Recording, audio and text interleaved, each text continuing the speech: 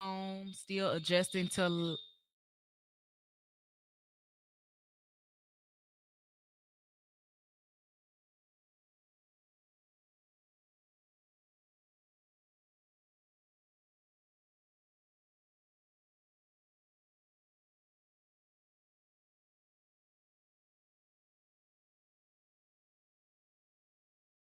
that. Just been keeping my eyes and ears open Yeah. and staying safe.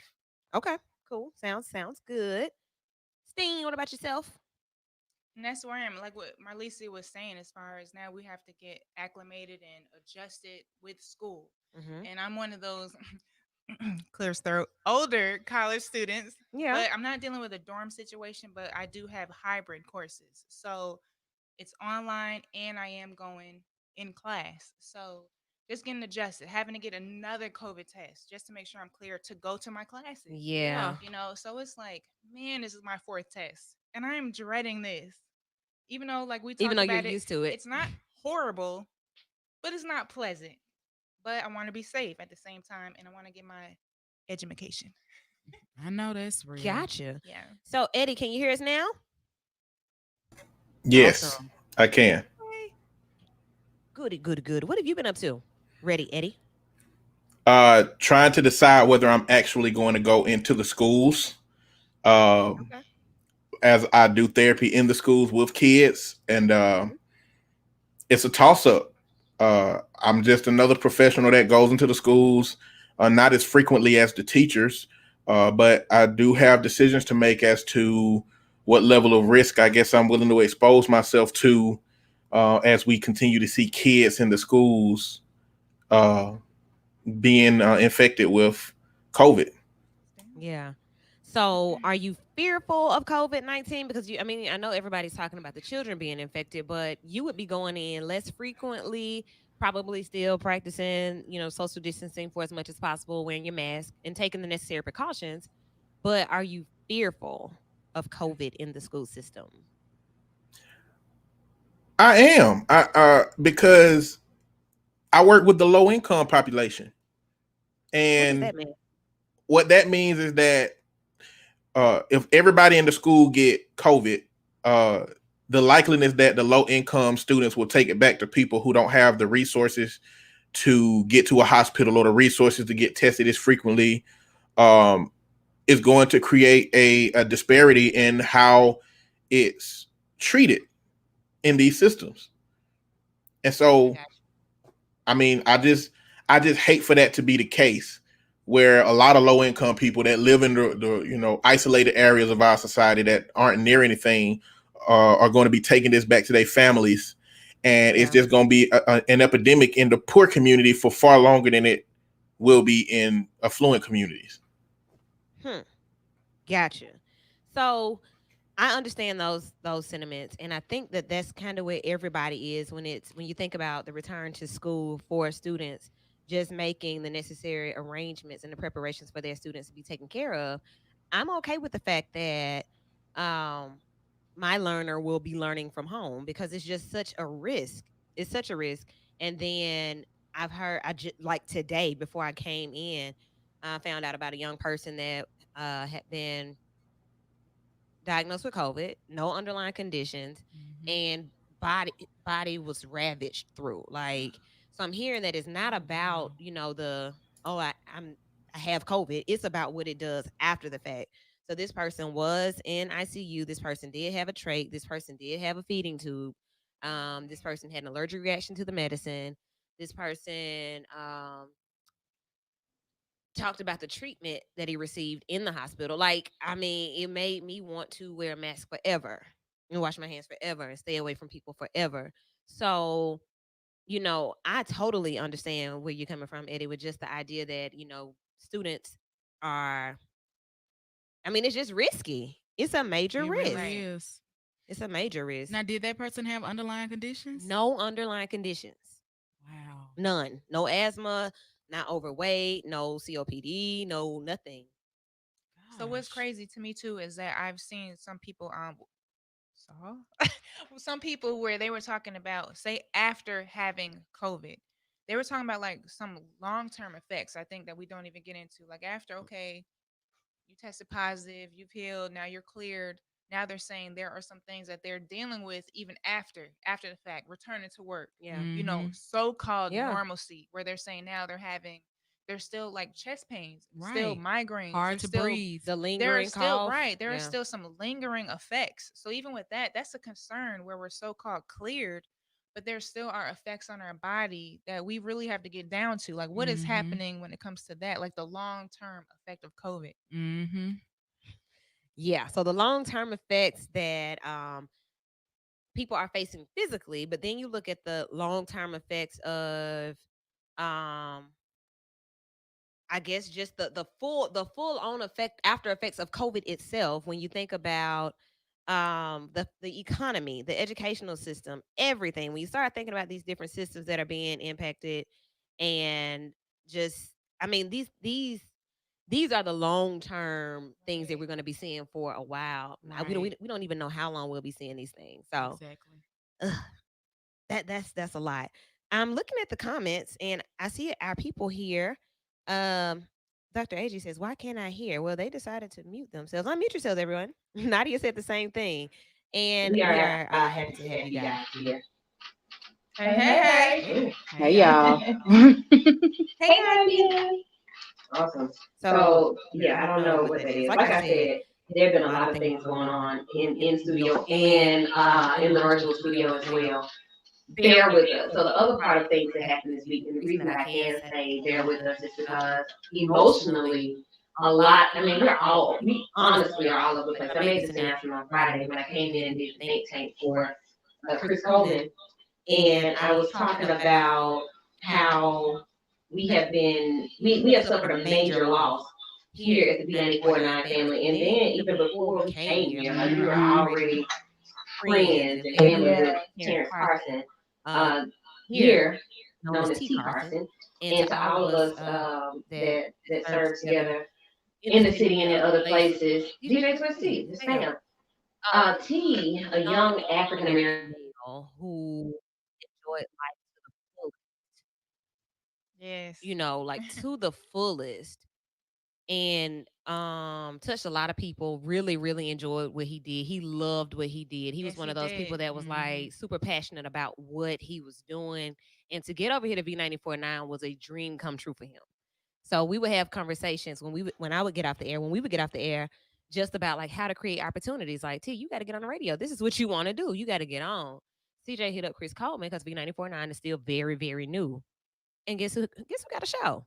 T, one of the littest shows on the station, if I may say so myself. So he got that position and really rocked it. So, to not have him here physically is really different. It's really different. So much so that Friday we were acting as if we didn't know what to do. Like nobody knew how to work anything because OT is not here. Even though we taught T. But he knew Right. everything about this station, everything about it. And his presence is what really made V94.9 for us home. Like we were able to come and see somebody that we saw every week anyway. So it's so many different angles we could take that conversation. It's still very fresh, Yeah. but as we kind of heal and progress, after this initial moment of it, we're gonna have some conversations around the different things that I've pulled from T's life and death here in the Vital Show. So tonight's show we're gonna dedicate to Terrence Carson, not Yes. only just a B94 staff member, but our friend. And I can say that with everything in me. I have tons of friends, quote unquote, but T was a really friend. I'm gonna show you. People like share text streams with Yeah. people that I'm not gonna share it, but I got some stories and some pictures that I will be posting. Like, bruh. So yeah, that happened, and we are really dealing with that. So that's why I say just bear with us here at the station. Period. Like if it's anything that's different or awkward, it's because it is. So just bear with all of us, and keep us in your prayers. Keep his family, his blood family, keep them in your prayers, and be very mindful of what's going on around you with your friends. If you see something, say something. Like if something doesn't look right or something doesn't feel right, say something to your friends. Encourage them to, hey, you need to get that checked. Hey, you need to, go Check back. on them. Yeah, Check on them. do that. So, With that being said, ready, Eddie. Are you ready? Ready, Eddie. Are you ready? Oh yeah. Oh yeah, I'm ready. Let's do this. In the black of my mind. All right. In the black of my mind, I hope as a community that we can understand how there will always be a group of detractors ready to take away from the notion of progress. No matter how blatant the injustice is, there will always be somebody there to all lives matter that thing. In the latest instance of we don't understand justice, but most likely because we don't want to, a young boy named Cannon Hennett was tragically killed outside in front of his home and in front of his parents and sisters. His death is being used through a hashtag titled Justice for Cannon to highlight how the racially motivated killing doesn't get any press on national news, but George Floyd's killing stopped everything for national attention. They're even going so far as to say that this black man walked up to a white child, put a gun to his head, and pulled the trigger for no more reasons than him being white. The reality is that nobody knows the exact reason that this happened, but the fact that people were ready to just make it about race, as the group of people that always ask why things are being made about race, will always be a thorn in the side of progress. The truth of the matter is that the justice looks like a manhunt being ensued to find his killer, them finding him, arresting and charging him without bond, and waiting to be sentenced to jail for likely the rest of his life. That's what justice looks like, opposed to the nation having to burn a little bit for George Floyd's killer and accomplices to be arrested, opposed to Breonna Taylor's killers who didn't give her enough time to wake up from her dream, still being free to live a life that she isn't, opposed to Ahmaud Arbery's killers being arrested 3 months later after social unrest. And I can go down a hefty list of people that didn't get justice as swift as Cannon. Rest in peace, young child. You didn't deserve this to be your end, and you also don't deserve your memory to be tied to problematic adults. We got a lot of work to do, and the war won't be won without countless battles. Instagram it in the black of my mind. Awesome. Snap, snap, snaps. So Eddie, a little bit about that story because I missed that one. I've missed that story that you were talking about. You said the young man was killed, the child. So how old was this child? 5. Right there. 5 years Mm. old. Mm-hmm. What's the I mean The story is that a child was killed by a black man, and a lot of people started making it about race. They started saying a black man was killed by these white officers, and it got national attention. I But did this see that. white child was killed by this black man, and it doesn't get national attention. They were making it about the race of the people being the reason that the outcry was made, not acknowledging that the reason that it's injustice for black people versus somebody like Cannon or white people is Yeah. that justice isn't served swiftly and has barely been served for the list of people that has not been served for the list of people that I mentioned. And so it's basically politicizing this young boy's death. And it's really a way to say Black Lives Matter, just shut up.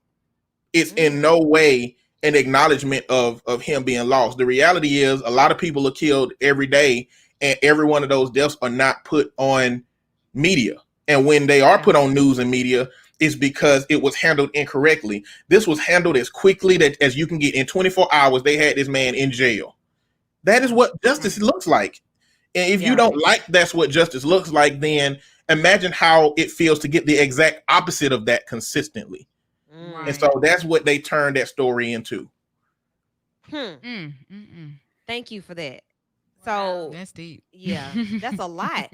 So like even I thought that I hadn't heard of it, but I had seen some of that story, and I guess because it is like I open up with the weekend review and think about like okay, it's not a lot going on, but there is still so much going on, and I think that speaks to where we are mentally and just how we are not really catching the moments. We're not really paying attention to everything that's happening as we did before. We were so are we distracted?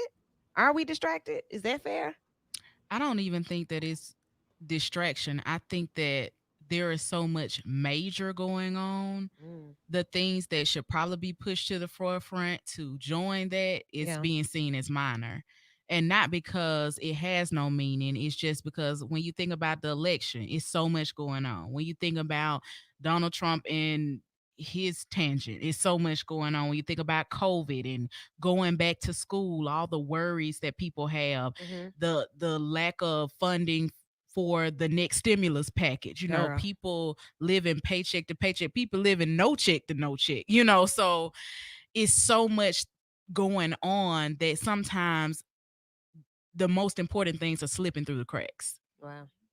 I think you're right. There are so many things that are important that we're just missing those intricate parts of stories like this one, where a whole movement still becomes racial, Right. like it's still something different. So the fact that a 5-year-old was killed, first of all, Right. that's an issue in itself. And then I guess the colors of those who were involved in the situation. And then Eddie, you mentioned in front of his family.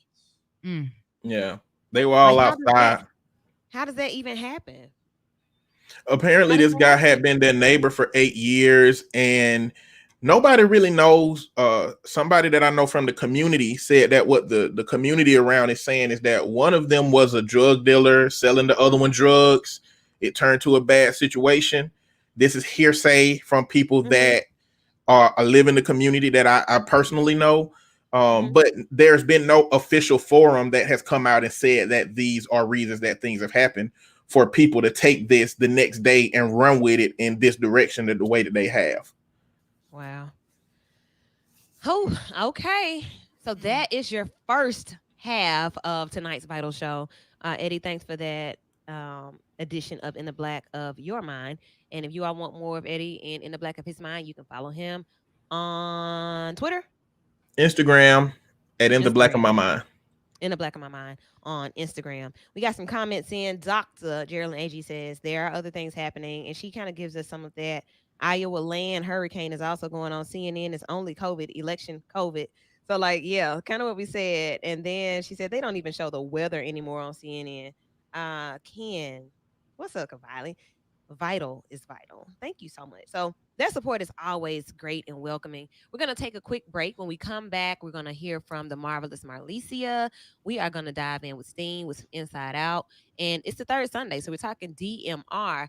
If you saw any of the promotions on social media, you saw that we have a special guest tonight in the 8 o'clock hour that we're going to learn from, because I think that now is the time that we learn a lot about those who are representing us in Montgomery, in Washington, and honestly everywhere. If you're gonna represent me, I need to know who you are, and I need you to Right. know what I need and what I think and feel. So in the promo for it, you saw Doug, and I know you wondered, like, well, Doug, who? You know what Doug? Senator Doug Jones. It was all about what it stands for, guys. DMR. For anybody that had any questions, DMR normally stands for dating, mating, and relating, but tonight it stands for Doug. Relationships, and relevance and those things. So that's what we're going to be talking about when we come back from break. For those of you who are on Facebook, well, all of you are on Facebook. So welcome to you, and those of you who are on the B94.9 page, welcome back. It's been a minute since we've been going, or since we've come to you live there. But for all of our regulars, thanks so much. Share the video, and we will be back after these, right after these.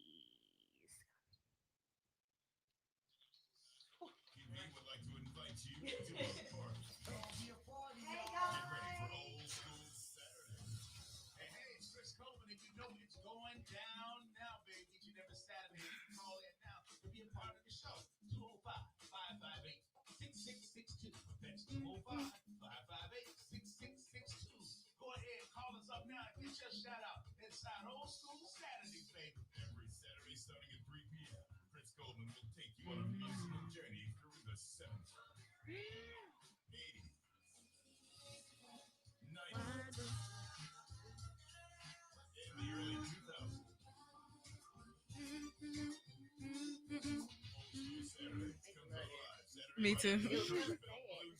Yeah, that was the last. It's bittersweet.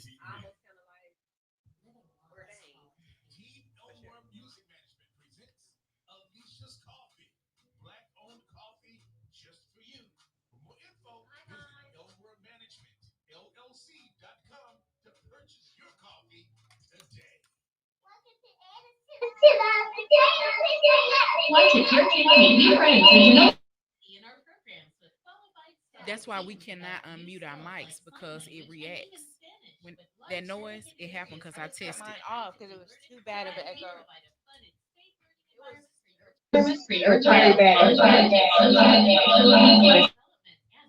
If I yeah, if I unmute my mic, then Mute or not, mine still has a bad echo. That's why I don't want to cut it on. And it's like,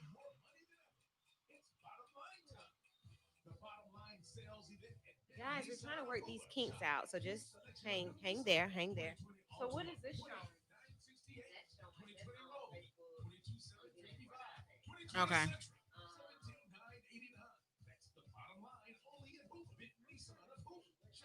Like, I don't know if I just need to share that so they can see. Because if I cut my phone on, it's a loud That's that echo. echo we keep hearing right here, and then I think it's one coming from here too.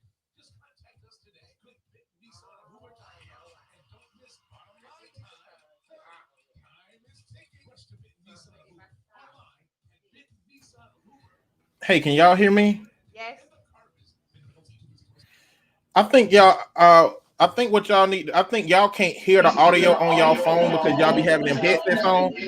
Hit the audio down button on y'all on the side of y'all phone to turn the app audio off. See, I don't have headphones. I hear it's a terrible echo. Right. Y'all gotta I think y'all gotta turn y'all app audio off. Like your Facebook, your phone is loud when in the studio. I can't. I'm not. I'm just on StreamYard, so I'm not on Facebook. That's it. I'm on StreamYard too. Yeah, I'm not on Yeah, I'm Facebook. not on Facebook. I'm just on. What I'm saying, Man, that's why I have to mute. the audio down button on the side of y'all phone, press that down. It should turn the audio all the way down on your phone so that sound don't come out of your audio device, your speaker on your phone. Man, acting a fool.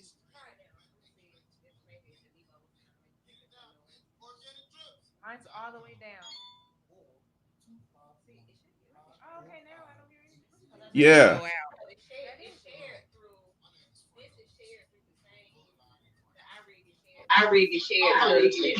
Still doing it. That's weird. Y'all's phone audio is coming out of StreamYard through your phone. I think that's what's happening. I need to figure this out. I don't know. My Well, phone. guys, hey, we're not gonna worry about it. My phone about to die anyway.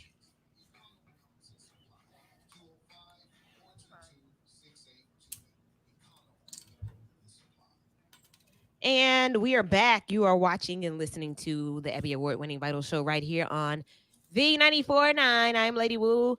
The marvelous Marlicia is in. Ready Eddie is here. And Stain is in as well. And we are just bringing you what we bring you every Sunday at 7 p.m. So yeah, there we try to come. So the thing is, for those of you who watch on our stream, we try to bring you every component of being able to get in with us that we possibly can. So we're on StreamYard where we're streaming all different places.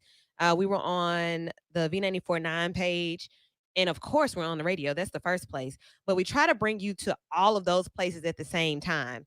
And so, with that being done, a lot of different things will happen. And yeah, you just have to bear with us. As I asked you earlier.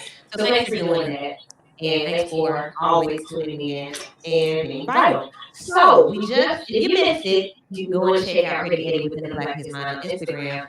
And then the marvelous Marlicia, she has the operation motivation. What you got, Marlicia? Hey y'all. So the last time I was on here, I talked to y'all about pivoting. So this week, I want to talk to you about how when things fall apart, sometimes they're falling together. So we all make these plans for our lives, whether it be our careers, love lives, friendships, and our financial status. But oftentimes, because of this unpredictable thing called life, things just don't go as we planned them. 2020 has been no exception. I've heard countless stories of delayed dreams, canceled trips, businesses completely failing, and relationships crumbling. But on the other hand, I've also heard stories of ideas being born, trips being bigger and better planned for 2021, budding businesses growing, and new love. This just tells me that sometimes things have to fall apart before they can come together. Think about it. Some relationships ending are a blessing in disguise. Now, both of those people can take the time to rediscover themselves and then engage in new love when the time is right. Trips being postponed or canceled is helping some individuals and or families save money or put that money towards an even bigger and better excursion for next year. The businesses that have failed are simply a chapter in the book of success. The fact is, most millionaires fail and or go bankrupt at some point before the peak of success is reached. I know there has been a lot of job loss in the midst of this COVID-19 season, and I truly empathize with you all. Even in this financially challenging time, I want to encourage you to take some time to evaluate if you were really doing what you love or if this is just the break you needed to pursue your passion and turn it into profit. You see, I'm challenging you today to have a glass half full mentality instead of a glass half empty. It can be hard to see the light at the end of the tunnel when you are in the midst of your life falling apart. Trust me, I know this firsthand. However, I heard three profound truths today. One, the status life gives you does not alter the significance within you. Two, this low place you are in may be your location, but it is not your final destination. And three, your current circumstance is not your identity. Life has a way of balancing itself out.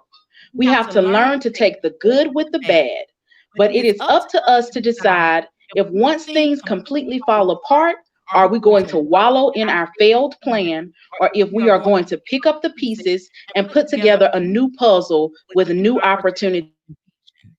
If you want to continue this motivation conversation, meet me tomorrow on Instagram at love_Marlicia around 11 a.m. You will see the related posts and we can discuss in the comments. Yes. Y'all come up with it. Amazing. So I heard so much in that. Yes. Heard so much in that. It is the third Sunday. So look at look at it. That's like, oh, okay then. Like that's the type of, from the readiness to the motivation to every segment that we have here. It's jam packed with so much stuff. So like if you don't do anything but get a jewel from just listening to one of the segments, hopefully you got something. I got a lot out of that. So Marlisa, you talked about pivoting. And that's a word that you hear a lot in politics. Like you have to pivot. What do you mean by that exactly? I mean that, like I said, life is so unpredictable. And sometimes we can get comfortable where we are. We can be content and to the point where it even stagnant. So we don't want to move. We don't feel like we can move. But life just forces you to. Nobody expected COVID. Life is forcing us to wear a mask right now. Life is for some of you to know that your breath stinks because those masks are on, so you getting a taste of your own, what you giving out to people. Ooh. Okay. So we can take it and look at it so many different ways, but you have to be able to pivot. Businesses where they're used to meeting their customers face to face are now having to meet virtually. Right. My job has completely changed. I work for the government, and the biggest part of my job is meeting my clients face to face. Now, where they didn't allow our clients to email us, they can email us now. You see what I'm saying? So it's a lot of pivoting going on. You better get with it or get left. I got you. So you mentioned relationships as well, and just thinking about how, like, in this time where you have to sometimes pivot in relationships. Go into that a little bit. What did you mean there? So I've witnessed a lot of people being basically in the face with their partner or the person that they're doing life with, just to realize they're not really doing life with each other. They've been so used to the everyday routine that now that they're forced to be together more, now they're questioning, do I really like this person? Come on. Is this person really adding to my life, or are they subtracting from my life? Can I see another 5 years down the line with this person? Do our purposes align? If not, then it's time to go. Wow. Ooh. So that's your Operation Motivation. You have been motivated. Just a lot of different things to think about. Today being the third Sunday where we do dating, mating, and relating, and just thinking about pivoting in relationships and how to, how to take this moment for what it is. Eddie, you got anything on that? Yeah, I think it's important for us to just be mindful of the moment. I think like what Marlicia said, that everything has been shaken up. But if we don't use this moment to recognize and acknowledge what's going on in our lives, then it can be a wasted moment at a certain point. For finding out that that breath stinking, are you finna, get that fixed, checked up on, for recognizing that your relationship may not be what you thought it was or where it's going to be. Are you now saying, hey, we need to do something about our love and making this thing more exciting and what we want it to be, or helping you recognize that this is not where you want to be, Yeah. regardless of what the outcome of it. Are you looking at this moment and saying, I can do something about it? Because we've been reminded that there is something we can do about it, or at least there is something to be done about, at least. Awesome. Thank you for that. Shouts out to our producer who has joined us tonight. I really, really always appreciate that. Thank you. Thank you. Thank you. I'm, Well. I thought I did. I thought I posted. But yeah, I mean, there's just so much that we could talk about as it relates to what has happened to. I'm sorry, what has happened with COVID-19 and just how it has impacted people and moved things around and caused us to pivot.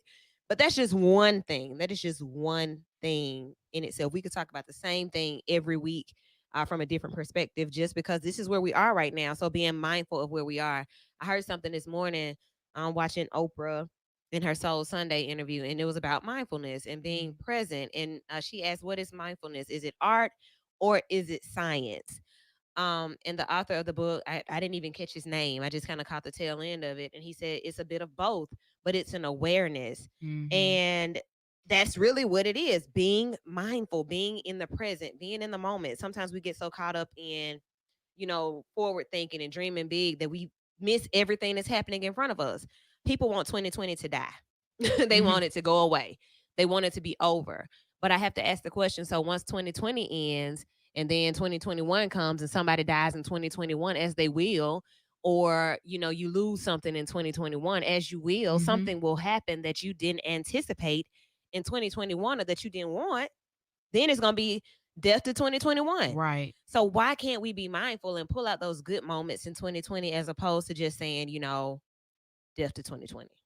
I'm just wondering about that. Like, we have bad moments, but there are some awesome moments as well. So I just don't want us to be, left in the dark on the good things that are happening because everything seems to be going wrong. It's really not. It's really not. It's really not. You got to be mindful.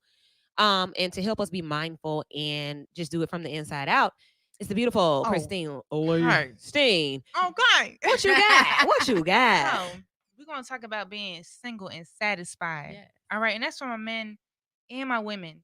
And the thing is about that, I feel like there's such a negative light shown on being single as if it's something bad. When in actuality, I feel like that is the time when you should really pour into self.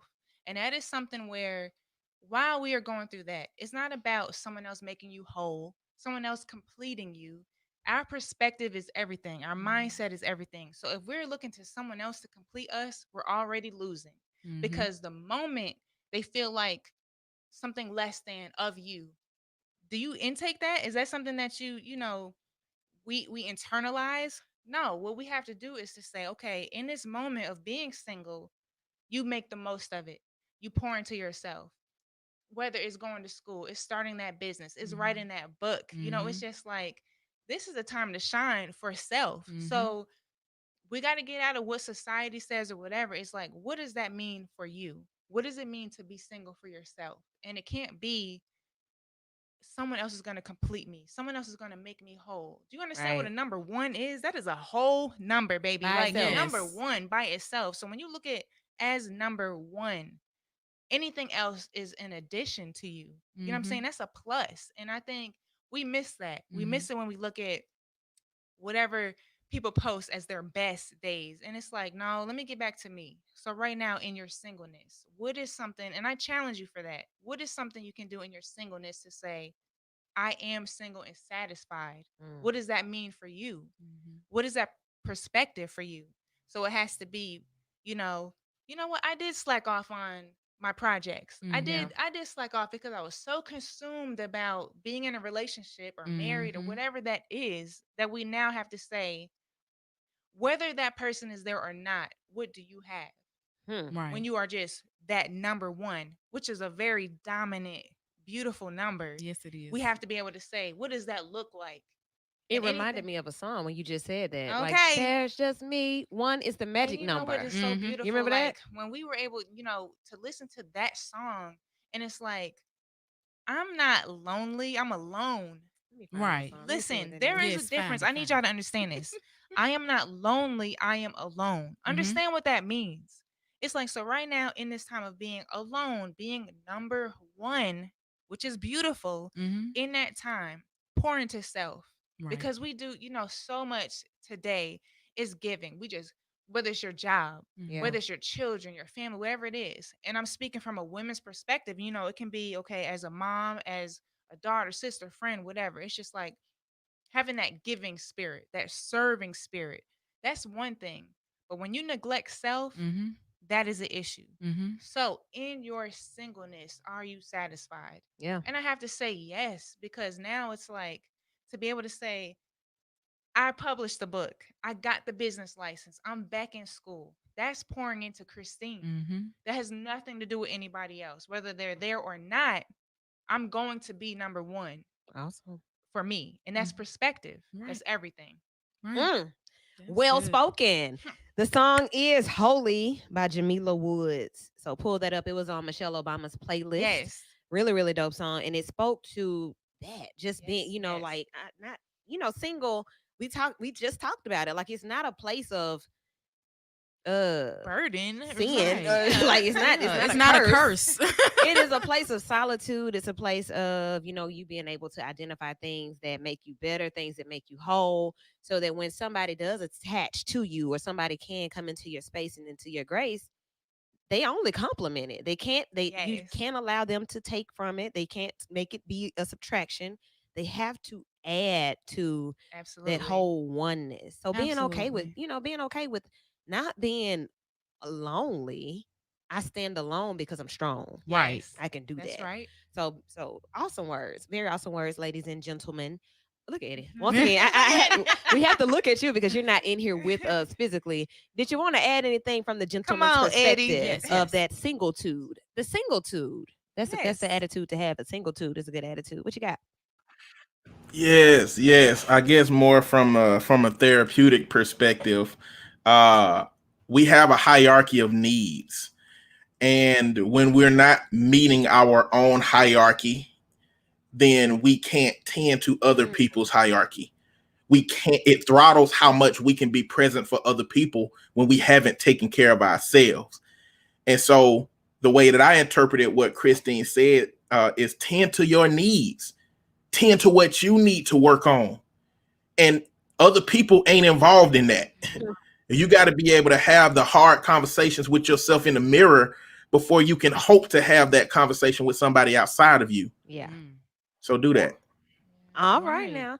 So you are Eddie. just getting enough. Like every Sunday, we have these list of things to discuss as far as the news goes, the public affairs. But it's so much more to life right now. Like right now, I think we need more of this. You need a Yeah. lot of uplifting. Church is available everywhere. Like you can click on Yeah. anybody's church service, you can Mhm. church hop, you can pull all that stuff up. But bringing it from a standpoint that's not biblical, that's not it's not religious, but it's real, Mhm. it's Mhm. holistic. And I think that you can get every dose of that you need right here on Vital every Sunday night.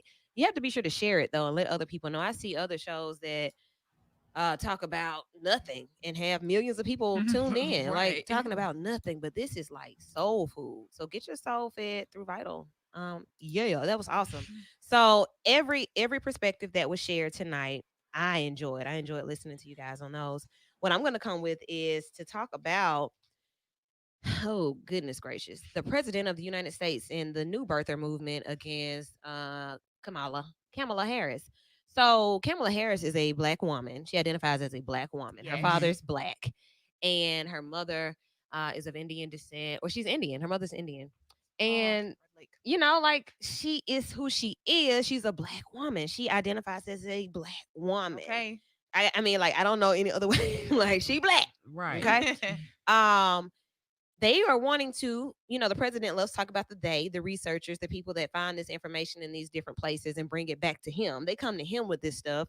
And somebody came to him with the whole thing that maybe we should pull her birth certificate. Mm. This is the same thing they did with former President Barack Obama. Yes. Right. Barack was not born in America. He's not an American. He should not be the president, is what they said. So here we are again with our possible vice president, first black female candidate, or first female vice president, black female vice president of the United States of America, being attacked about where she's from. She just responded today, but I want to get the vital conversation going around that.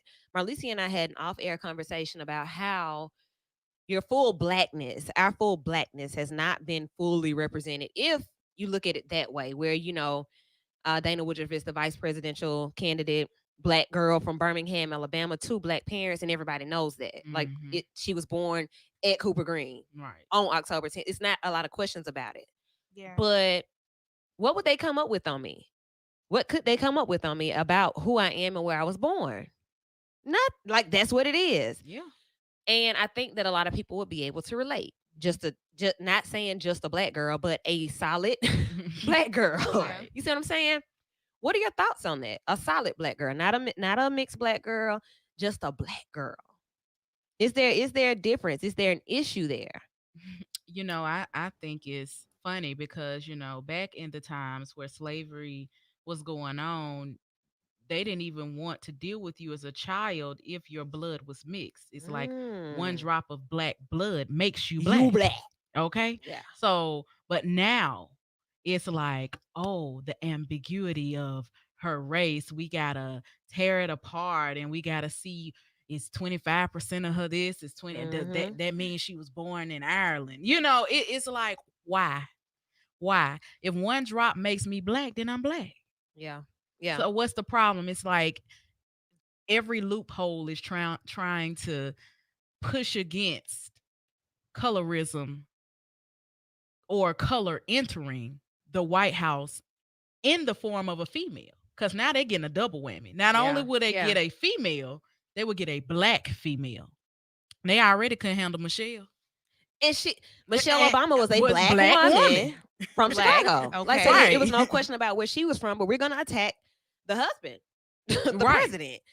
So, Christine, what you think? And I feel for Michelle Obama because she was attacked right, as his wife. Like, Yeah. man, she really was drugged through the mud because of that, being a whole black woman and everything that she stood for with integrity and respect. She still was drugged through the mud. And it was heartbreaking to see that. But at the same time, when we talk about who's going to represent us and all that, I don't care if you are whole black and you in there and you don't have the right intent, you got to get up out of there. That's the problem for me. So we're not going to just sit here and say, I am so happy that I have a whole black woman in here. But at the same time, what is your intent? Right. And what are you getting out of the deal? Because a lot of times that's what it's really about. It's kind of like, are you genuine and really caring for the people?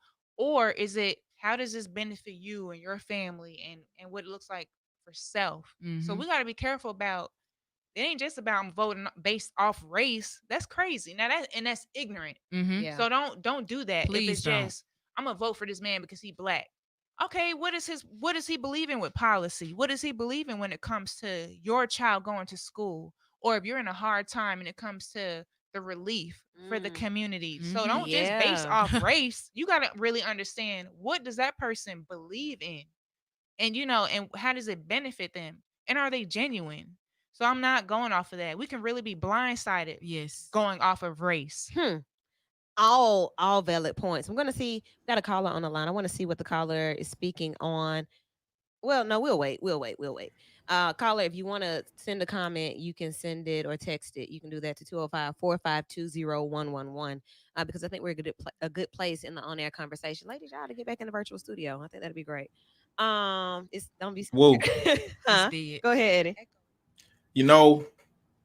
I feel like when a Trump-like politician see Papa Wu and that dashiki, they're gonna be coming for your birth certificate too. Really? Yeah, they're gonna come for you because it's not about the reality. It's about gaslighting and using dog whistles to show the people that he want to follow him that there is a problem with this person. And as we know, those people don't follow up on what the reality is. They live based off of what the belief is, off of what the propaganda is. And Yeah. so in that way, it don't matter how realistic and how solid our foundation is and where we're from. They're going to find something to say, remember when these people weren't supposed to be, in the same places you were, using the same water fountains, swimming in the same pool, on the same floor of the hospital. Remember? And that's what it's about. So they're going to find something about you in that way to invalidate your existence because of your blackness, because of your brownness. So no matter what the mix is of the brown is, you're some brownness, and that's just not that's not what's up. That's not Not at all. United States. They're going to find something. They're going to find something from your uncle, something from your daddy, something from your cousins. They're going to find something to say, look at this over here. This means that they might not be from here. That means we need to check their birth certificate, because that took 6 months to a year of Obama having to talk about that stuff just from sowing that little bit of doubt. Yeah, even that, he's still like, even with this birther movement with Kamala Harris, he's still coming up, and he hasn't been the president in nearly 4 years. Like his term is he's gone, and we're still having conversations about the validity of his life and where he was born and the contributions. Like, I want to know when we're going to start talking about the things that really matter, and the differences that people will make when they're allowed to get into this space. But the question is, will we allow them there, or are we going to pick apart the fact that, hey, I don't think he made the right pick? And that's what I'm hearing. I screenshotted some statuses that were really mind blowing from other African American females about Kamala Harris. Yeah. And I don't, this is a colored conversation. This is a conversation filled with color. And I just wonder, Christine, you mentioned not just supporting someone because they are African American, but at this point, we are supporting someone because they're not the current president. Absolutely. Right. So where are we with that? Like, is that valid or what? But see, what scares me is that whole thing where we say, is that pick your poison. Like, Yeah. why don't it's like the less of two yeah, evils. yeah. I don't want it like that. Even with that argument, it's kind of like, come on, man. You got to really, are you doing your research as far as who the person is that is about to be in office Yeah. and what they can do for the community, not just self? Like, because I remember Blue on a previous show when he talked about, true indeed, Trump would benefit his own family when it came to business and Yeah. stuff. But because being mindful, understanding that would not benefit community and nationally, that man got to get up out of there. So you really got to look at a bigger picture. It's like, what is this about? Am I just saying, okay, for me and mine's, that's cool. But is it toxic for the nation? Is Yeah. it toxic depending on, because if I just vote on color, that to me that still is an ignorant mindset, because you did not do your research to say, what does this person stand for? Like, it can be a person of color and they are completely tearing apart the black community. Yeah. Oh, but you didn't do your research to know that part. All you know is they're black. And That- meanwhile, their bank account is benefiting, but not your community. So that's Exactly. the thing that they're saying. I'm talking about the same day that Yeah. Trump talks to, that he talks about, because we don't really know who they are. But I know that a lot of our own people, a lot of our own peers and friends are talking about Kamala Harris's background in California with mass incarceration and different things that she supported that were not the best for the African American community. And people are really like side eyeing that. And so I just think about it, well,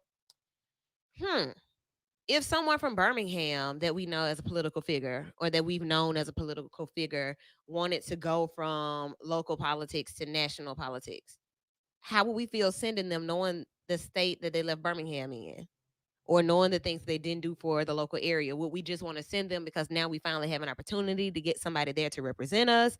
Or do we want to send them with marching orders? Like, this is, we're sending you because we have faith in you, we trust you, we believe what you say, you've always represented us. And that's not what I'm hearing Right. when it comes to No. her. So it's really scary. Your But- history follows you. But Mm-hmm. we got to vote for it anyway, right? Oh, okay. All My right. issue, look, look, my issue is that along with what Christine is saying, nobody is looking at the actual platforms. They're looking at these superficial things that represents popularity. You don't Mhm. have to like somebody for them to have a platform that coincides with your ideals and how you want the country to progress. So, have you really looked at what Kamala believes? Have you really looked at what Joe Biden believes? Or are you just going off of these narratives based on what their Joe Biden's last 30, 40 years in Congress has been and Kamala Harris passed? And if you do that research and what they believe don't coincide with what you believe, or the direction they want to go don't coincide with you, by all means don't. But we can't afford to treat this like a popularity contest based off of talking points. Personally, I think if I have to be critical of a decision that Kamala Harris made, it is to go into law enforcement, because I think it's irrational for us to think that she could walk into the biggest good old boys club in the country and say, "Well, I'm not going to charge these black boys," or these weed charges aren't going to stick for the black community. If anybody thinks that she was supposed to walk in there and be like, "I'm finna change this system," that's irrational thinking. She probably should have went into law enforcement. But now that she went into law enforcement, she is in a position to possibly undo some of the wrongs that y'all feel that she's done. But y'all ain't willing to look at what she put on paper to say, this is what I want to do. And all I'm saying is that's what we need to do at this moment. We need to look at what she's putting on paper now. And if you don't like it and you disagree with it, fine. Then have the thoughts you have, but don't feel that way until you know what's on paper now. She ain't running for the AG. She ain't running for a prosecutor. She's running for the vice president. That is a different role. And if you don't believe she can do what she's supposed to do in this role, then don't vote for her. But like we owe it to our community to do our due diligence. I think a lot of people look at these 4-year political races like some kind of distinct, isolated moments where, oh, these 4 years don't mean anything to do with have anything to do with the next 4 years.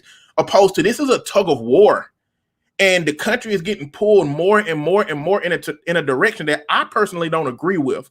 And even if Joe Biden and Kamala Harris ain't the people that's going to change the country in the way that I hope for it to be changed, because I'm very progressive, it at least pulls that rope in that tug of war closer to something that I believe in. It pulls the power away from the Supreme Court when Ruth Bader Ginsburg has to go. It pulls the power away from Trump continuing to stack these courts, which is up to 30% of federal judges who have never, frankly, been judges. And along with a flurry of other things that he's doing, it's a tug of war that's going to pull more in our direction for the person that we value to get in and start making the decisions that we care about. That's Wow. what I My feel like boy, it is.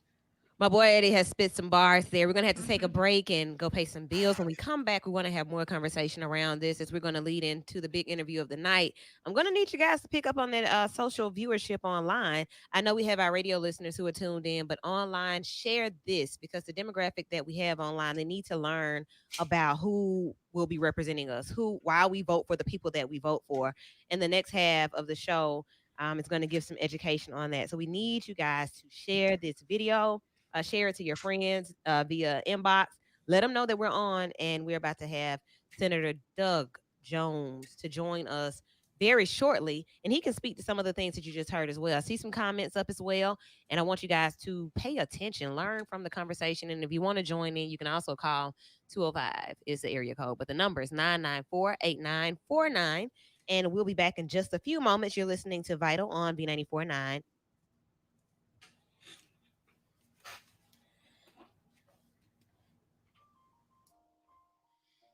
The V94.9 WATV family is sad to announce the passing of one of our own, your friendly neighbor, T. Carson.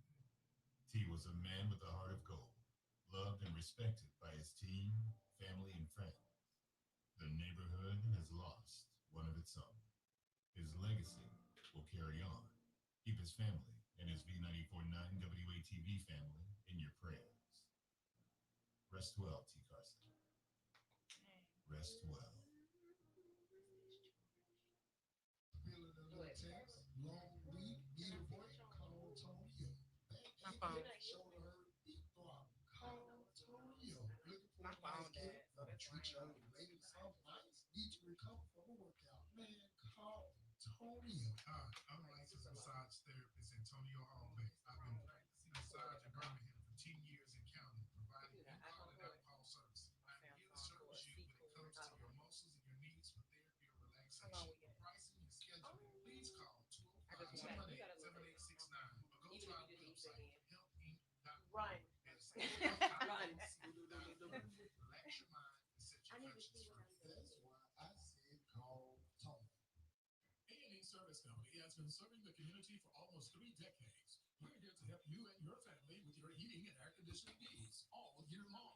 Whether you need repairs, a new installation, or maintenance, get service from our highly trained technicians. Licensed, funded, and insured, we offer price match guarantee, smart financing through Relevance Power, 10-year warranties with maintenance plans on all new units. Call us today for your free estimate, 205-470-8304.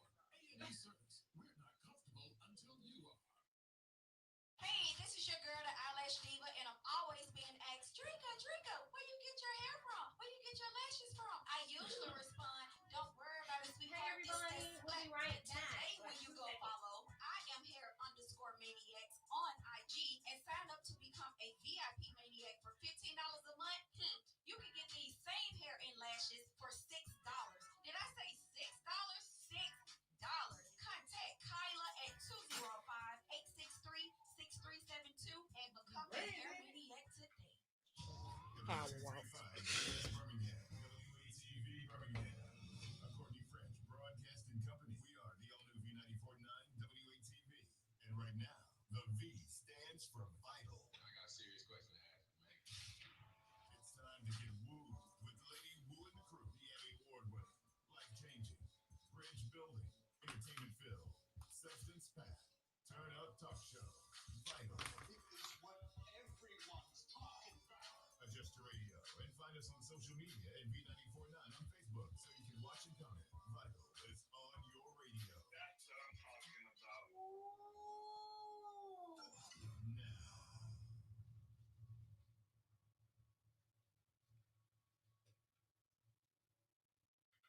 It is vital, and we are back. We are back. We are back. Thanks for tuning in. Thanks for listening and supporting every Sunday at 7 p.m. right here on V94.9. I am Lady Wu. I got my crew in the studio, in the real studio, and in the other Yeah. real studio, the virtual studio as well. So be sure to share the video. Shouts out to Vikita and where they at though.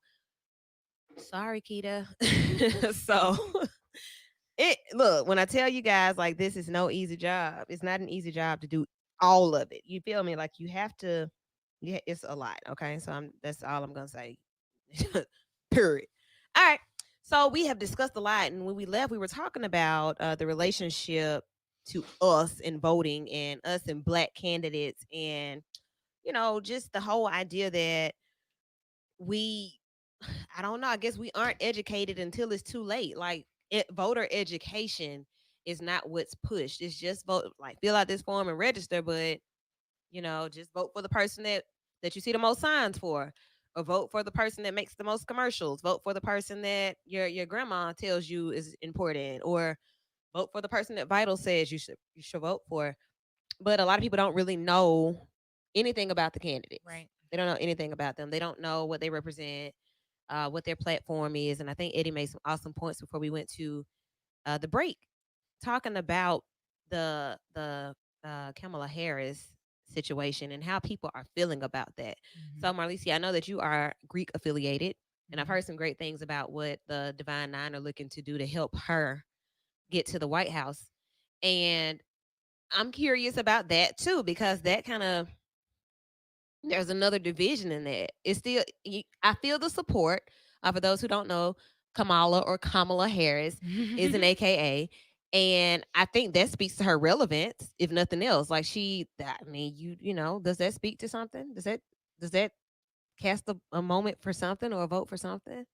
um, I say anytime that you decide you want to be a part of an organization that's way bigger than you, it says something. A lot of people they see Greek organizations, but it is a lot of work. Yeah. It is definitely a lot of work. It is a business. I know I can't speak for every affiliation in the Divine Nine, but I know as being a Delta, that is one of the things they drill to me even in college. It's a business. Yeah. Like when we went when we went to meeting, it was about business. It Okay. wasn't about the next party we was gonna throw, when you finna buy some t-shirts. Okay. Um, you know, they always told us Delta is a lifetime commitment. Mm-hmm. So you better be ready to pay that money every year. We want you at convention. We want you in the plenaries where the business is discussed. Mm-hmm. How should we uh influence public policy? Okay. We go to the Capitol every year. You know, we we were there in the women's suffrage march. We were there all those pivotal moments, and we're still there. Awesome. When Keisha, when she was being attacked, Yeah. those Deltas stood up. I mean, I saw masks everywhere, whether they were in Atlanta, Georgia, or not. And so it is significant. If you have a Greek backing, it is significant. We are powerful in a lot of different ways, and we are visible in a lot of different ways. We are influential in a lot of different ways. It is not who we are, but it is who we stand for as a group. Yeah. It's power in numbers. So do you feel? I see that we have the comment here. She's an AKA that joined the Alpha chapter at the historic Howard University. So I'm assuming that's like number one. Yeah, that's That's number the one first. for a lot. Yeah, for a lot of the divide. Yeah. Now that's where it began. Hmm. So she's a part of something great, but something even greater and more historic, even like even more historical because of where. So there's nothing to be discredited about that. But do you feel that that actually could help push her, that one particular affiliation? I'm sure she has others, but that's the one that's kind of been resounding that a lot of people can connect to. Absolutely, Okay. Okay. absolutely. All right, AKAs, we're looking for you. One of our own, Courtney Shields, is an AKA, and I saw some posts from some of her immediate people that say, "Okay, I know what this means. You know what it's time to do." So I really liked to see that. But from a general public standpoint, and our feelings and how we support, what does that look like? Because I've heard, all Greek organizations were saying, okay, we're going to give the amount of our year. If everybody all over the world does that, boom, she'll have the money. That's one thing. But then, for those of us who aren't Greek, what do we do? Like, what type of conversations are we having? You know what I think is cool, where it's like even if you might not be affiliated with something, where we talk about an example that can be set. So it's like, man, to see somebody back her, or when you see a sisterhood or whatever it is, where it may not be Greek, but it could be when we talk culturally, when we talk about other cultures, how they back one another. Yeah. When you even look at that, where it's kind of like they get behind each other. We're gonna stack up in the house. We're gonna do this, Yeah. whatever it is. Those are examples to me of that's how. Woo, you even posted something where it was like, remember, it was like Where people they were were stacking on you. You climbing. said Yeah. this could be us. Yeah. That is a prime example of that, where it's just like instead of criticizing it and Mhm. judging whatever it is or the intent of that, how can we not look at that and say, you know what can we do? It is a what can we do? Like, how can I support if that's who you want to Want to support? support. Mm. Hmm. But even if who it is, whoever you want to support, what do you do? And how do y'all come together like that? So don't criticize it. I think Hmm. it's something like, man, salute to y'all for even being able to come together because other cultures been doing it forever. So why not? I would say, and keep in mind, when these organizations are coming together or these cultures are coming together to back a particular person, they are also holding you accountable. Mm. So you have to be accountable to them. Anywhere somebody Okay. is putting their money, they're going to want some answers. So don't just take it as, oh, they just on her team because she's Greek. No, if we help put you there, we want our agenda there. That's Caller, you are excellent. in the studio with the Vital Show. What you got? Good evening. Good evening. How are you? Uh, Pretty good. Uh, Radio 9 Smithfield. Hey. It's refreshing to hear some what I call sanity on Black Talk Radio here in Birmingham. Awesome. Thank I you. got to start listening more often Thank you so much. to you all. Thank you. That Y- means so much tonight. Thank you. It Yes, really ma'am. does. You mentioned it's more than voting. Yeah. We need to be educated voters. And the issues that you all brought up, I mean, I can't say nothing. I mean, you all said it all. But I just like to say and reinforce what you all said. It is the truth.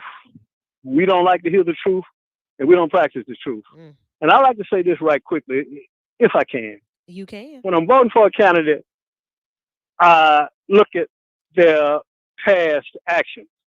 I also look at their work in the black community or in the overall community, Hmm. if you understand. Hmm.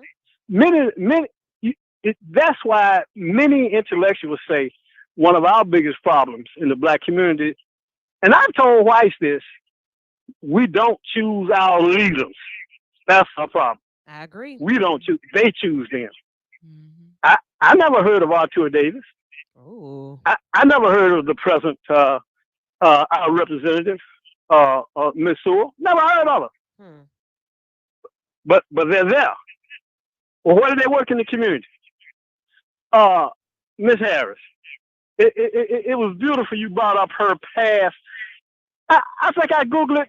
She was a prosecutor for 30 years. That's a Yeah. long time. Yeah, she's been It's a working. long time. Yeah. It's a long time. Very long time. Hmm. And black people need to look at this. This is not no popularity contest. Okay. No. No. Well, we thank you so much for your comment. I really appreciate his call. I appreciate the beginning of it because I had just spoken about like, hey, y'all got to get this out. So I told you Right. our listeners are listening, even if they're not viewing. So we're bridging gaps here. So you guys, it's still new for us here at V94.9, but I really appreciate calls like that who come in and recognize like, hey, I didn't know that this was happening. This is real. It's happening. Uh, we she's been prosecuting, or she had been prosecuting for 30 years. We've been on the air for 12, almost 13 years. I've been doing this. So, and my friends here have joined within the past. I would say, yeah, I've been around about 5 2, 3 years. years. Okay. Christine, yeah, you've been Sure, on for a yeah. minute, back Christine. twice. So, Right, right, yeah, right. we've been here, but I really appreciate you for calling and checking us out. Just keep it locked and tell everybody you know. So he reinforced our point. So I'm glad to know that those comments are gap bridging comments. We all feel the same way about those. When November gets here and the difficulty that we can look to face at the polls. That's one thing. And how mad Trump is about a darn mailbox and the delivery. So I'm still trying to research and figure out why he's so upset. I know it's about the mail-in voting. I know he doesn't really want that to happen. He said it's not, now he's saying it's not that he didn't want it to happen. I want it to happen legitimately. So that means that somebody's going to make some rules and say, well, that's not a legitimate way. That's not the right way. That can't happen. And it's going to still do what, man, look, I ain't never seen nobody so mad at a mail truck or a postal service as I have now, but I found out some things. There's some people who work directly with Trump that are like very higher ups in the postal service, in the United States Postal Service. Mm. So there are mailboxes that have been packed up. There are other things that have happened. Overtime has been cut for U.S. Postal Service workers, so that's going to delay. If you hadn't gotten some packages lately, they Mhm. probably at the post office. And so just think about November. Here it is, August, uh, September, October, and then the very top of November. That's all we got. Right. That's all we So got. that means like tomorrow you need to be trying to get a mail-in ballot or an absentee ballot or something, or really figure out the process. And hopefully we can provide some information for you on next Sunday on what will be best and how to make that happen. So I know because of COVID, more people want to vote from home. They want to be able to mail it in because they don't want to go and stand in line. They don't want to go behind people in the polling places. I get it. I get that. But you need to act fast to figure out what your options are. Do we trust it? Do we trust what part of Right. it? I don't The know, Right. actual whole man. I'm process or not just gonna lie. going? I don't trust no mail-in ballot. Like Mm. I can easily see it being like, oh, Democrat trash. Ooh. Like, I mean, what? Right. You How got do to pay we to certify understand it? that How does thing. that process work? Mm. Like, Mhm. is it for real? Like, I just don't trust that. I just feel comfortable sliding my ballot in that And you were electronic seeing, counter. even then, I can't lie, Right. it was Yeah. such a struggle. When we watched Atlanta Oh struggle, we my Ooh. watched goodness. our folks be in line for Right. hours. Hours. I mean, it's just so many different things. But then imagine you mail in your ballot. Do you really trust that process to say it made it? No, I do not. Hmm. Not in this time. Absolutely not. I don't And trust that. especially with all the talk. I see Eddie, you can stay unmuted. I see you about to jump in. I don't want you to be delayed. But you see how much fuss it is being made around it. So like if Mhm. anytime somebody's fussing about something like that and trying to block it, I want to be prepared to not have to be in the number of people that are confused and a part of, like, Right. I want to have it laid out. Okay, so we're gonna go camp out at the school where we vote. We're gonna take snacks. We're gonna have tennis shoes on because it may be all day. Like Right. I need to go ahead and wrap my mind around what my process may look like Right. now, Mm-hmm. as opposed to November 3rd getting here and okay, so it's raining, it's cold, the line is long, and I'm not prepared. No, I'm gonna be prepared. So we No. have to Yeah. be You prepared. have to be prepared. What you got, Eddie? So That's the Louis guy. DeJoy Yep. is the Postmaster General. He was appointed by Trump. He basically has slowed down uh, hours, reduced hours at the post office, not allow overtime. They've been removing sorting machines. They've also been removing the blue bins. What's happening is that Trump is trying to remove all of the things that he believes would keep him from winning. And the ultimate goal is to paint a lot of discord in his base so that I guess when he do lose, if he does, there is going to be a whole bunch of conflict with that. And the issue with that is that a lot of states are trying. So a lot of states have rules right now where your vote only counts on the day of the election, or maybe a day or two afterwards. Uh, a lot of states are trying to change legislation so that they extend that. And Trump is trying to stop that from happening. But because it's states, you can't really stop what states legislate. And so Trump is like, okay, well, we'll just destroy the post office service. And that's what he's trying to do. And if you watch the news, all of his lackeys are gonna say, "Oh, we're not doing that. That's not happening. This was already in the works before Louis DeJoy came on." But Congress, the House, who has taken a recess until September, are coming in to call an emergency meeting like in Yeah, we like need to 10 hear days, from you. 8 days. Yeah. Yeah, Yeah, like we we need need you to in hear. here. So Because the you know what? reality of the government is supposed to be making sure that we can all vote, not trying to figure That out ways to part. stop it. And Right. that thank you, Eddie. So that is the explanation of this big fuss that your president is putting up. But I just wonder, like, voting is what fixes these type problems, like the problem that we have as the president. That's the whole problem because I've never seen an adult in place to lead a whole country be so like this is petty.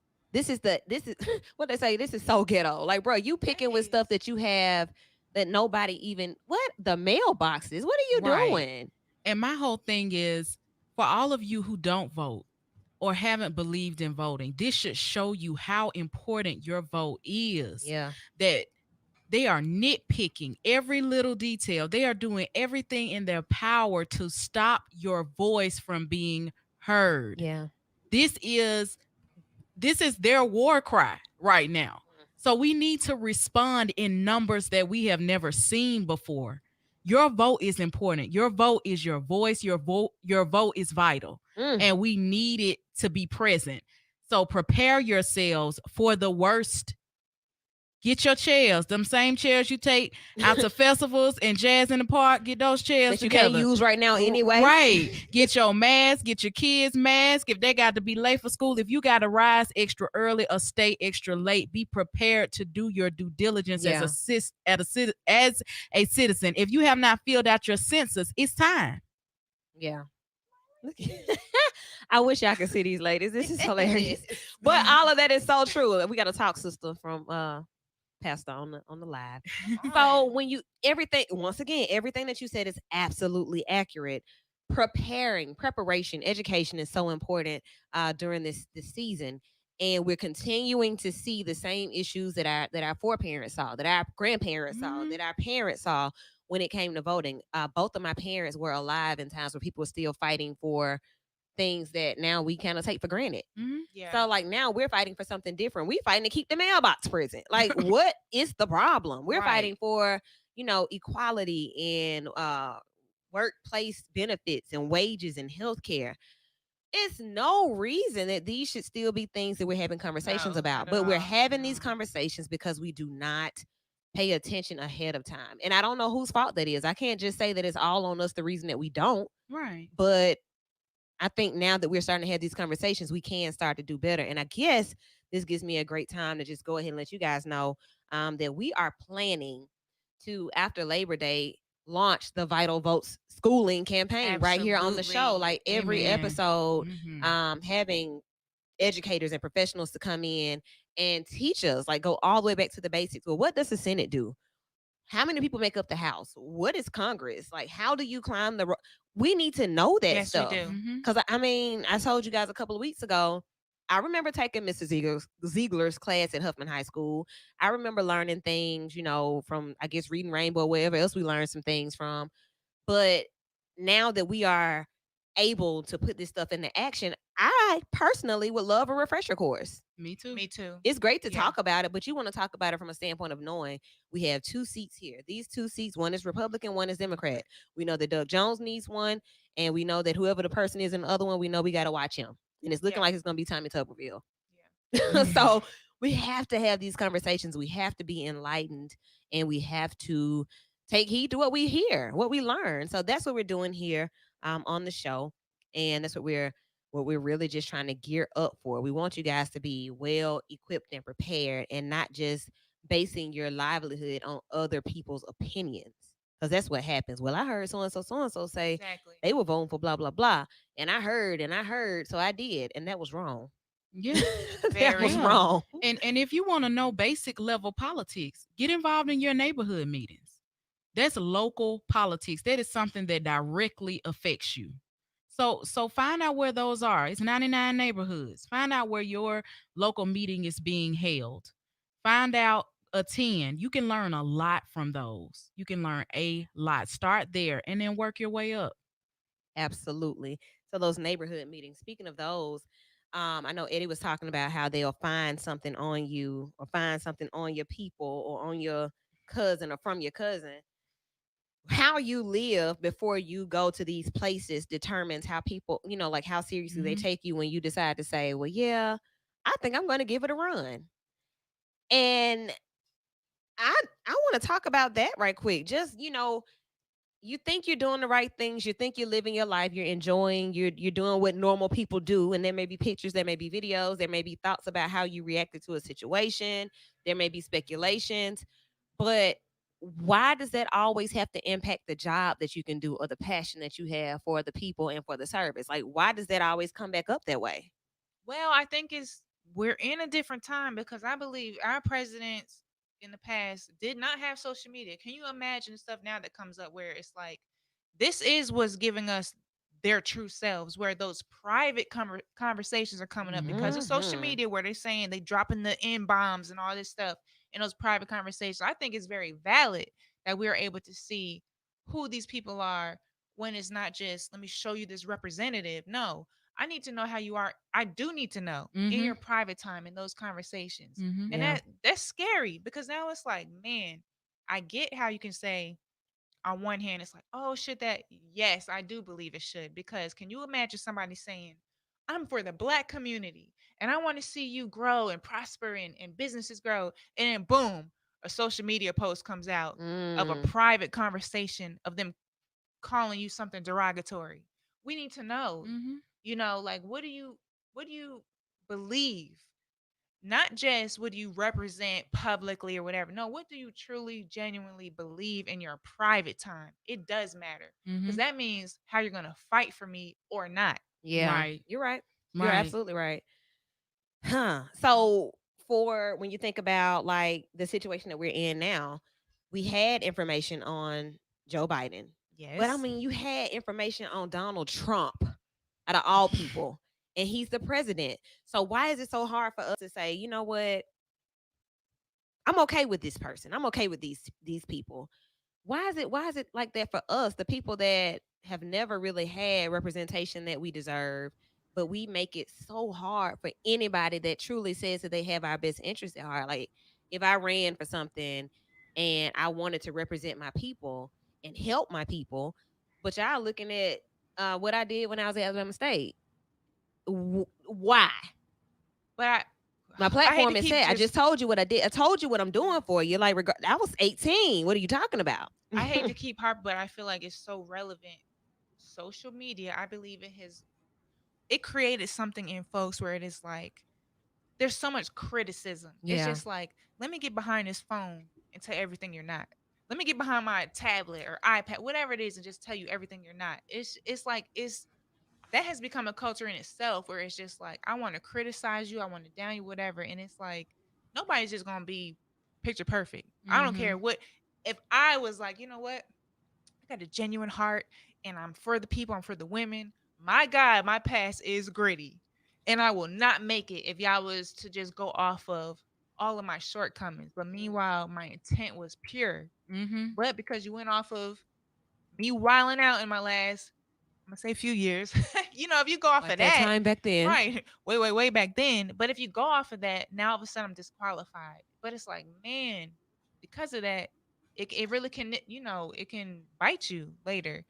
But I think people also need to be mindful because of social media and recordings and whatever it is. It's like, if you know you want to take that step, you have to be prepared for the digging. You got to be Yeah. prepared for whatever your past is. I But I think it's a lack of education in social media. These Mm. kids aren't thinking about 20 years from now. If I'm taking public policy class and then I end up wanting to be the president of the Okay. United States. So helping the younger generation and even our current generation practice social media savvy, I educating agree. them, okay, this is a tool that can help you get to the next level, but this is also a tool that can tear you down. This Yep. is a tool that can taint your reputation. Yeah. I think, and I know just to relate it culturally and musically, when I listen to the Jay-Z American Gangster album Come and on. I hear him say, say hello to the bad guy. They say I'm a bad guy. I come from the bottom, but now I'm mad fly. They Ah. Classic. say I'm a menace. That's Ow. the picture they paint. They say a lot about me. Let me tell Bars. you what I ain't. A lot of people gonna say stuff about you, All right. Okay.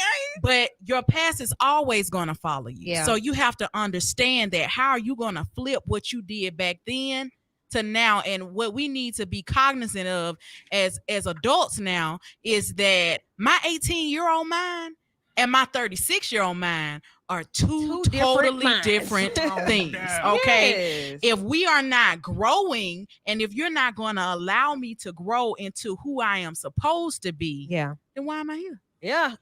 I But think that's the lesson to teach. Eddie, what you got? Oh, Eddie. going to the core foundation of the two sides, opposing sides, Democrat and Republicans. I think that at the core, Republicans are willing to accept whoever will do their bidding. I think they are willing to say, listen, I don't care who it is. If they will do what we need them to do, let's get them in. Because they have agendas. They have agendas in big corporations. They have agendas in finance and things that the Democrat Party has a different agenda in. When you have a party that their agenda is to write legislation that helps oppressed groups, when you have them writing legislation that hold the rapists accountable, when you have them writing legislations about how to disenfranchise the prison industrial complex, then when you have a candidate that has a history of racism potentially, as in Joe Biden, how they attacked and sexism and how they attacked Anita Hill in the Clarence Thomas Yeah. trials. When you look at his 1994 crime bill, when you have a party that values a lot in those things, you're going to be critical of people who don't have a record that reflects that. Same thing for Kamala Harris. We are holding our candidates responsible for what we need changed, and Kamala Harris in her past don't represent a lot of that change. We're not willing to look at our candidates and say we just gonna get you in here because you'll do our bidding. You actually have to reflect what that bidding represents for us. And I think that's morally sound and ethically that's great. But we're fighting. Realistically. We fighting against a lion. We fighting against somebody that will take you and eat you up raw. And that's how the Republican Party fights. And so we have to decide whether we're willing to allow that lion to murder us shamelessly, or if we're willing to figure out how we can get somebody in to do our bidding. And for me, that starts with somebody that pulls the country in that tug of war example into the direction that I value. I was hoping that Joe Biden didn't get into this situation. I really was.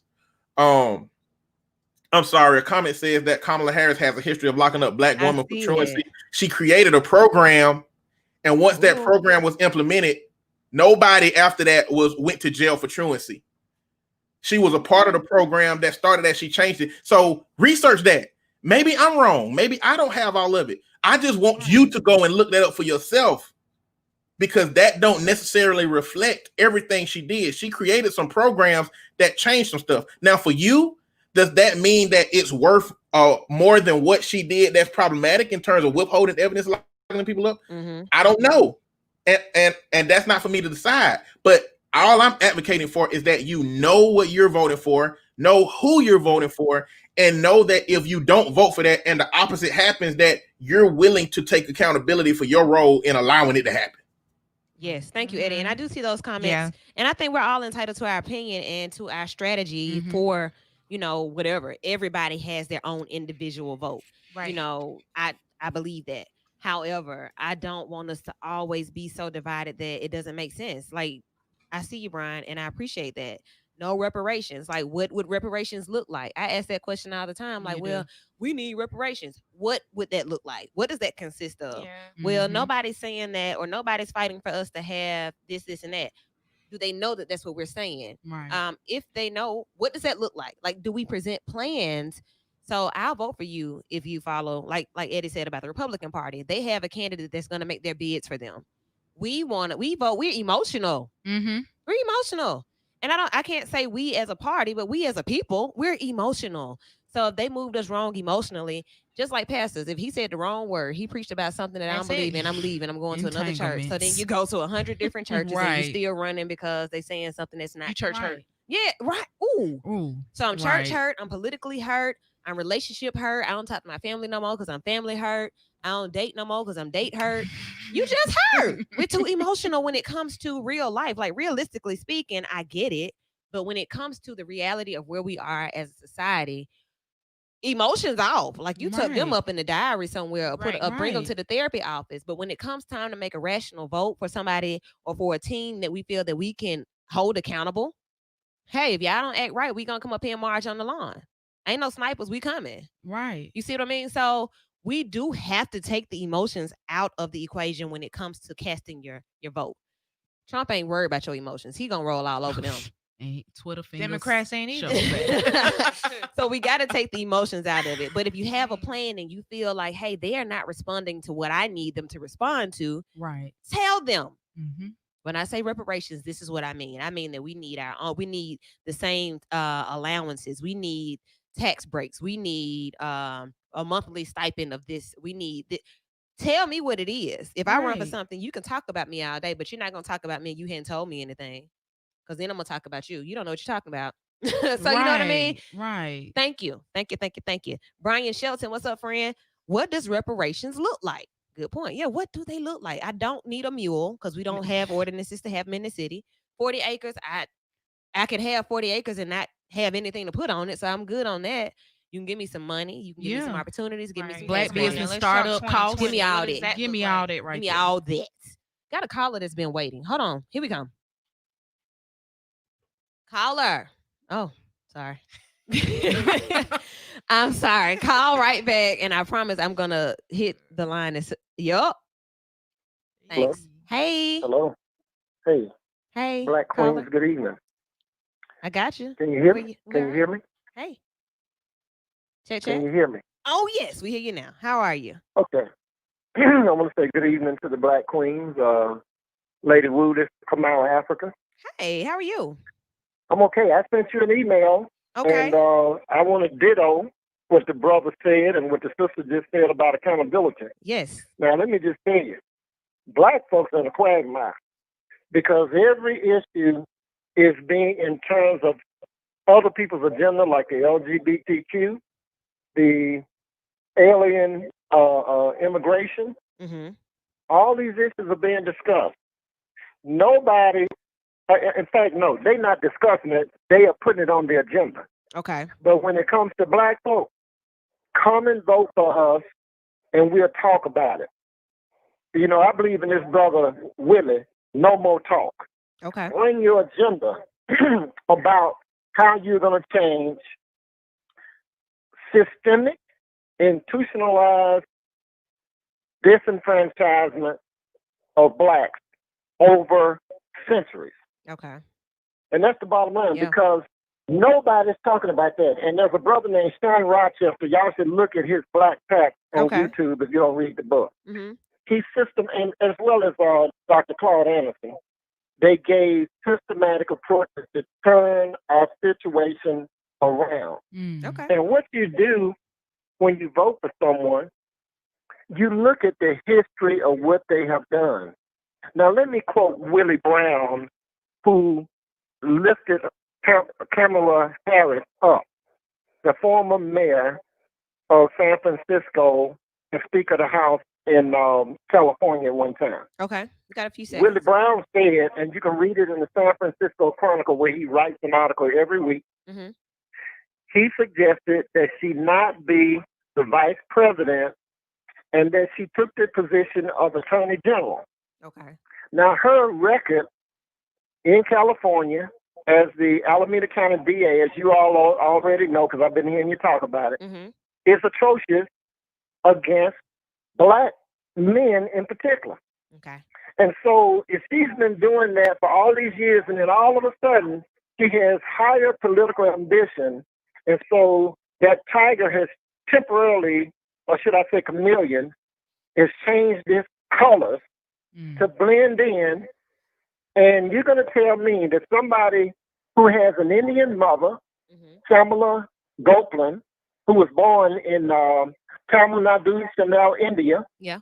and her daddy, who is Jamaican, that was a part of the Jamaican caste system of the light-hued people set up by the British, just like her mother is Hindu, and that was a part of the light-skinned caste system, that these people that are Hindus, which was the racist part of that religion, that they're not going to claim her, and that she's not going to show more favoritism towards them. Yeah. All of a sudden, she has no black agenda, but they got an LGBTQ agenda, and they got the alien rights agenda. Gotcha. But not anything for us and our ancestors that built this country.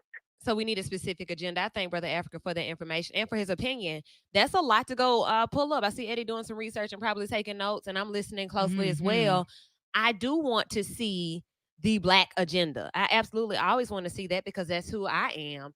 It's great to have an LGBTQ agenda. It's great to have a small business agenda. I'm a small business, but first, I'm black. I'm black. Second, where's your women? I want to see a women's, I want to see all of that. So I can appreciate it. When it comes to the hue of your skin, which is how we get into this conversation, you can be a light-skinned black girl, medium brown, paper bag black girl. You could be a dark-skinned black girl. I think all three of us in studio are different shades of black, but we're all black women. Yes. I would hate to walk outside and try to do something and they pick Christine first because she's the lightest. Like that would make me feel a certain way. Oh, no, but no. I wouldn't feel that way because I felt less than. I would feel that way because they were ignorant. Right. That wouldn't speak to the fact that they picked me. Which one of us is lighter? You. It's me. Okay. No, I mean, we in order, ma'am. Hey, it's vivid here. Okay, I'm lighter. See, it's colorism. right. Christine matched the shirt. Right. So like in second runner up. Okay, maybe we can go with Woo. But like, what if we were darker hue? Would that make a difference in the work that we can do? Remember when the Me Too movement started and my lady, I can't even think of her name right now, but they cut her off of the cover of the magazine because of how she looked as a black woman. Very, very broad nose. And a lot of people called her unattractive. Yeah. She's not the easiest on the eye. They made it sound really nice, but she's done the work that she was pictured for. Can you imagine how heartbreaking that is and how much people would miss out on because this person was cut out because of how they looked and because of the color of their skin? I got some problems with that. That means all the time, though. It happens all the time. That means that we internally have bigger issues than they do. Yeah. They don't want none of y'all, but then we want the lighter one. Tarana Burke. That's her name. Thank you, ma'am. Wow. What we got? What y'all feeling? Like, what are you thinking? I'm appreciating our callers right now for bringing in these different perspectives and, just talking about this thing for what it is. It's okay to have different opinions. One thing I don't want our show to ever do, though, and sway people the wrong way. We just want to give you facts. So opinions are great, but facts are more important because you can make educated decisions on those facts. Well, What? I even feel I like think that as a light go skinned ahead, woman, Christine. it's like I just think like we just talked about, I'm about who's qualified. So Hmm. even when it comes to myself, don't pick, or anybody else, don't pick based off of looks or what it can look like. Oh, it look good, Yeah. or that can represent us well because how it looks. Oh, No, I can see absolutely you not. doing that job. Right, How? absolutely not. And I disagree, and I don't feel like that myself. Like we Mm. just talked about the black vote, or Yeah. because it's a black woman. No. What do you believe in? What is your take on policies? Will you benefit my community, my people? And that's where I stand with that. Not what you look like, and if it's a good representation. No, that's very ignorant. Let me It tell you. is. Let me tell you something else. And Eddie, I'm coming straight to you after this. Another part of it is that a lot of the female politicians and leaders have white husbands.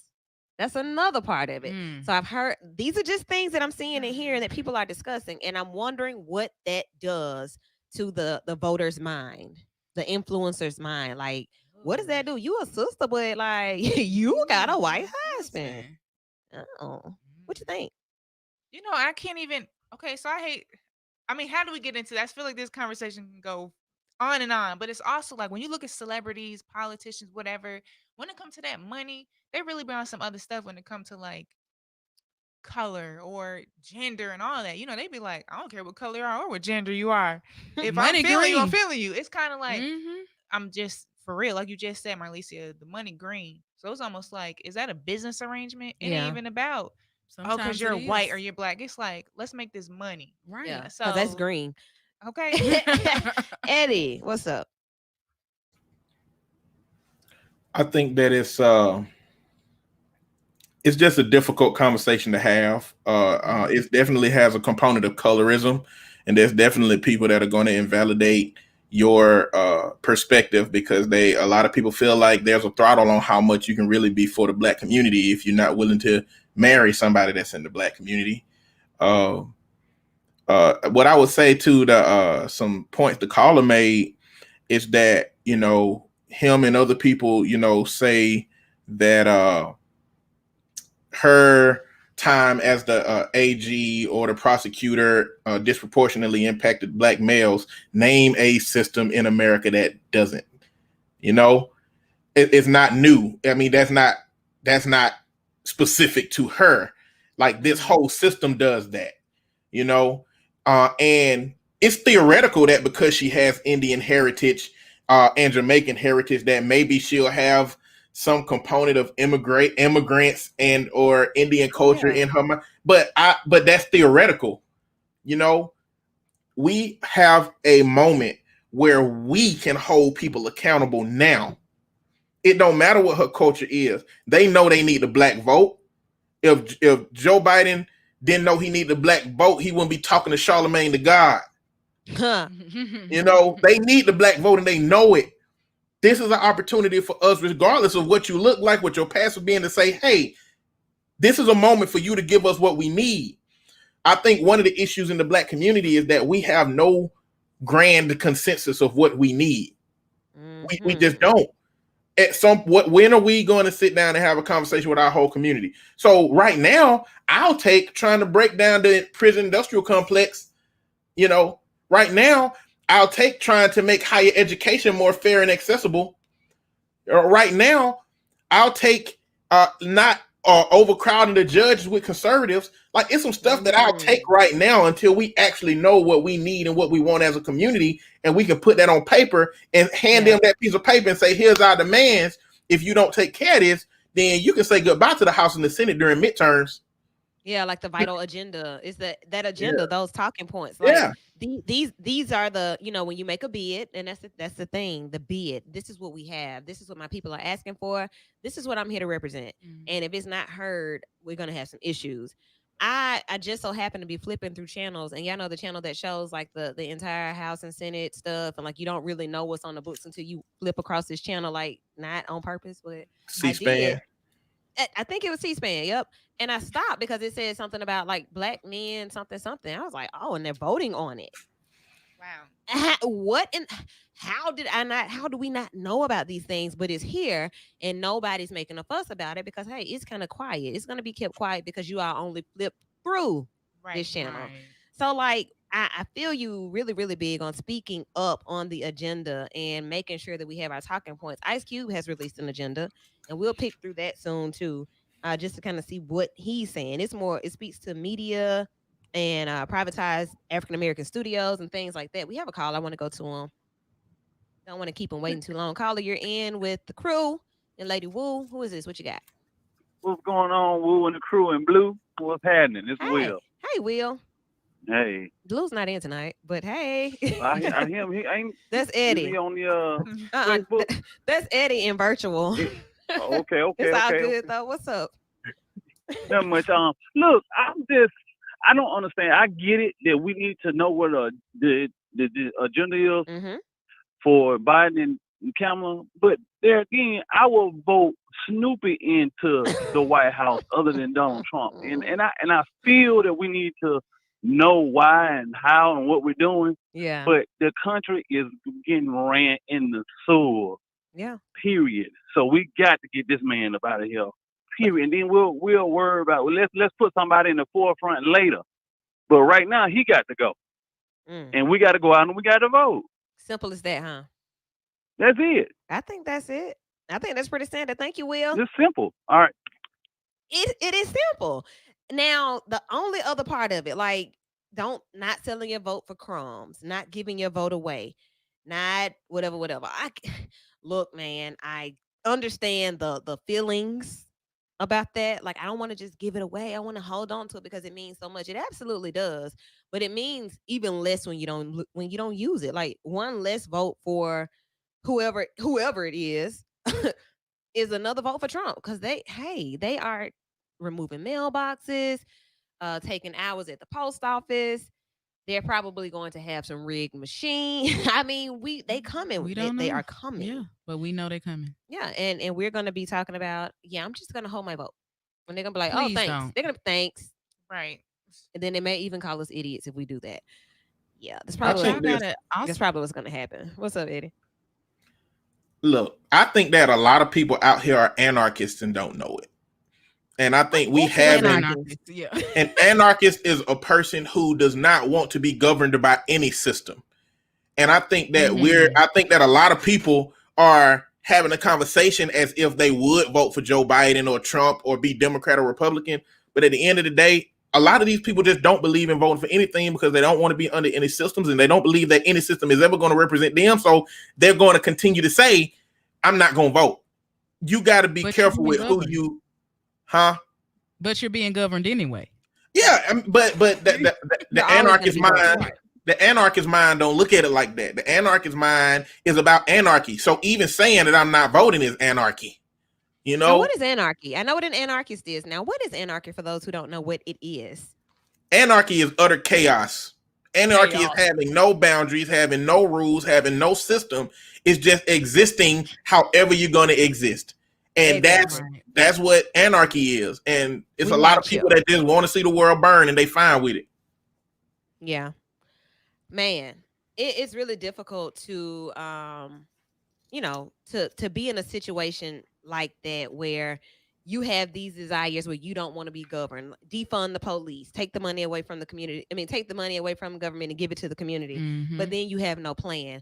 That's very, very difficult. I see a comment here, and I'm very much aware that you guys were looking forward to hearing Senator Doug Jones, as we were as well.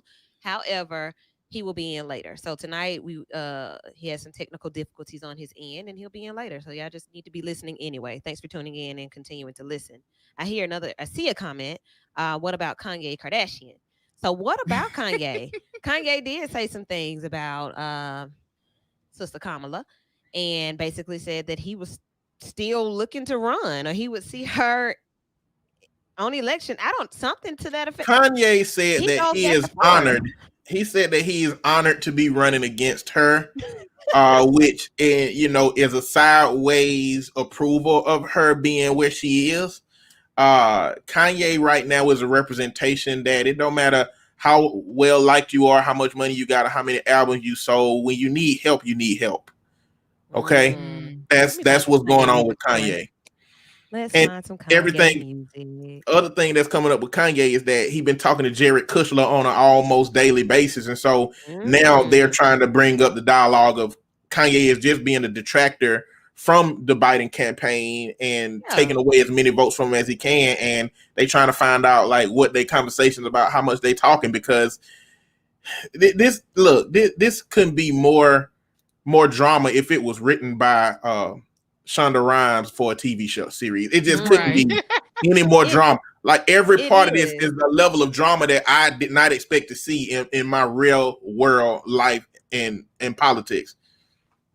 Mm. But It's so much. when you have an unqualified person as a president and now you have to grapple to keep your seat, that's what I expected. I expected it on every level. I don't even think it's over.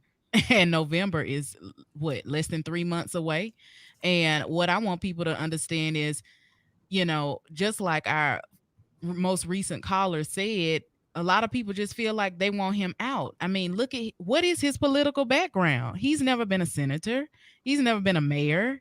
I mean, like, you got to look at the qualifications right in front of your face. There are some things you just know he has not done. The And basics. yeah, those are just the basics. But the basics in determining what you're going to do in November is, what is your belief system? Have you established that for yourself? It's wavering, ma'am. It depends on what day you catch me. Right. It's like, what do you believe? If you don't know what you believe in, then your vote, I mean, it can go either way.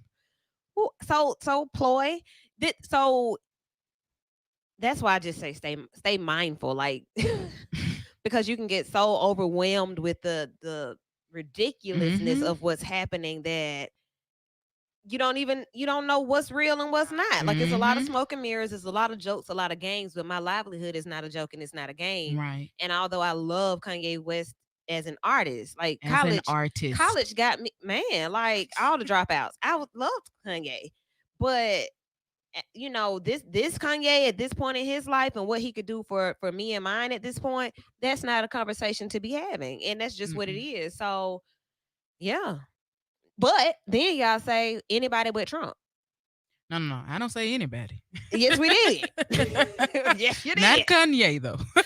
All right, tell me something. Y'all do know that Kanye said that he is running under the birthday party, right? We do know this, right? We know now. What that mean? Yeah, I don't know. I mean, it means Kanye needs help. Right. Under the birthday party. Yeah. There is no birthday party. I mean, I kind of it's Look, it's dope for like album and artistry, but in real, like the birthday party, that's sketchy. And then the West Wing, he released something talking about the West Wing. That's dope if that's an album. Yes. But at the expense of politics in the United States of America, yay. Yeah, This ain't really the platform. Glorification to me. You talking about the West Wing? What about the West Side? Oh yes, Marlicia. I mean, wow. Man, look, man. I don't know. I'm gonna have to try to reach out. Kanye, what we doing? Like, Right. when I catch him in his Twitter rant and try to tweet back, see what's popping. Like, bro, what is this serious? The birthday party, the West Wing. You're running. You're talking to Jared Kushner, who is the son-in-law of the president, but you're running against the president, right? Right? How does this go? Help us. All right, so that's where we are. It's a lot. That's where we are. It's a lot to unpack. That's so much. But we got to pack it back up because we got to go. Yeah. So hopefully you all have gotten some great just energy off of all of the conversation. First hour was an hour just pumped with motivation and inspiration and education and everything that you need in this nation. I just got my Kanye on. It's been a long time. Been a long time. Yeah. What else did you get? You got the best of the Vital Show with their segments tonight. And I was just a fan tonight, operating on this side of the board. But you got all of that. Some great callers that really uplifted my spirits to let me know that you guys are really listening and taking note. You got some excitement because you were waiting on Senator Doug Jones, and I'm continuing to get text messages from his team, which I'm very grateful for as well. We're going to plan some things so that you all can really get to know him. This is a homeboy from Fairfield that is representing us Wow. in Washington, and we know that we need him to stay there. Yeah. Yes. Tuberville, them trying to come for him, and once again, yeah, look, man, like y'all gonna have to chill coming for our people, but we can't go emotionally in. We have to go in it knowing and having him prepared to know what we need. Right. So that is going to be a great interview. Thanks to Elder Woodruff for setting that up. The elder of us, so that's my mom, for setting that up. She does a lot of our bookings. I really appreciate her hard work with getting these people lined up to be a part of Vital. What else have you gotten tonight? You have gotten some laughs and some entertainment as well, as we talked about people like Kanye West and Donald Trump. But the reality of it is, this is our life. These are our lives, and mine ain't to be played with. Mm-mm. Not at all. And that's just being real. If anybody gonna play with it, it's gonna be me. Right. I'm just not up for giving away my life, like just the life and liberties and my pursuit of happiness to somebody for 4 more years that doesn't even care if I exist or not. It just doesn't make No. sense to me. Right. So yeah, that's why Vital Votes is just mandatory. It's necessary. You can be a woke voter, but you got to be an educated voter. You got to really know what you're talking about. And I do see some comments. Shouts out to Brian for bringing his perspective. Come on, Africa, for calling in with his perspective. I appreciate all of that. Shelton for sharing his, and of course to all of you who are or were a part of the conversation earlier. Thank you for yours as well. Throughout the week, watch us on social media. We got a lot of stuff coming up. We need you to be a part of it. Don't hesitate to reach out to us either. You can always hit us up on social media at Vital Show.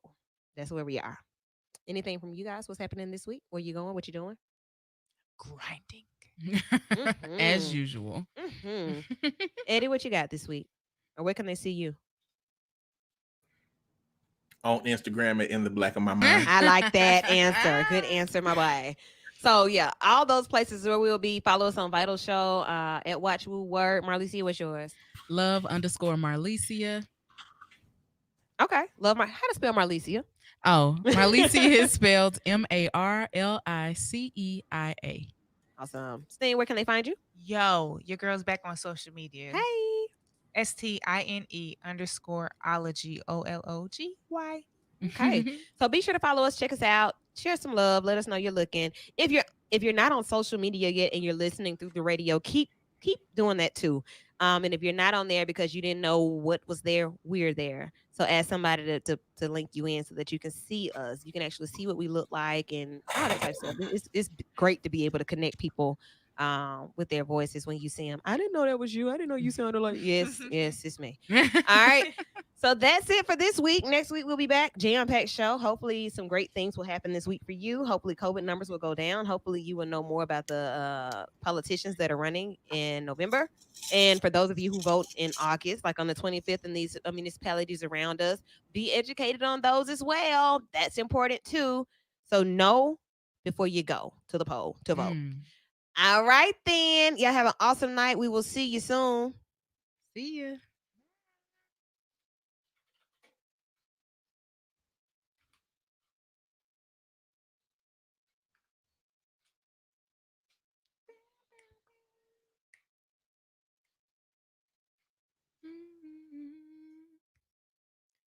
I gotta figure this out though. This whole echo situation is throwing me off with my phone.